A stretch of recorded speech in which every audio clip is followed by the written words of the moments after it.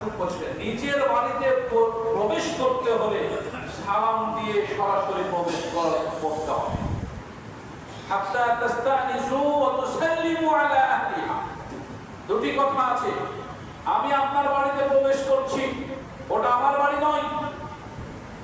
আমি আমার চাচার বাড়ি, আমি আমার ফুপুর বাড়ি, আমি আমার খালার বাড়ি, আমি আমার বোনের বাড়ি, যেই কোনো বাড়িতে হই, আমার তো বোন, আমার নিজের মায়ের পেটের ভাই, নিজের মায়ের পেটের বোন, সে যেই হোক না কেন, ওই বাড়িতে যদি আমি প্রবেশ করি তাহলে আমাকে প্রথমত সালাম দিতে হবে।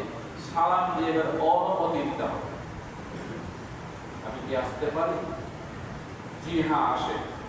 যদি অনুমতি হয় তাহলে ওই বাড়িতে প্রবেশ করবে।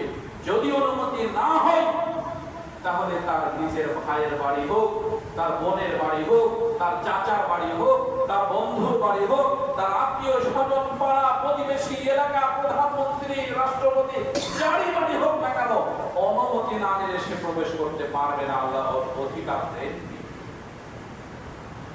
কিন্তু অনুমতি দূরের কথা, সালাম ছাড়াই আমরা প্রবেশ করছি। আমার বন্ধুর বাড়ি, তোর বাড়িতে প্রবেশ করতে আমাকে অনুমতি নিতে হবে? এই বন্ধুত্ব 20 বছরের? তুই আমার ছোট বোন, তোকে সালাম দিয়ে অনুমতি নিয়ে প্রবেশ করতে হবে? আমি এত পৌঁছে গেছি? উল্টো কথা, কোরআন হাদিস বিরোধী কথা, কোরআন বিপরীত কথা, আশ্চর্য ধরনের কথা। ছোট হোক বড় হোক, যদি নীতির কথা বলে, যদি কোরআন সুন্নাহর কথা বলে, ভাইয়া একটু দাঁড়ান, আপনি একটু সালাম দিয়ে আসেন, আপনি সালাম দেন, আমার উপরে শান্তি বর্ষিত হোক।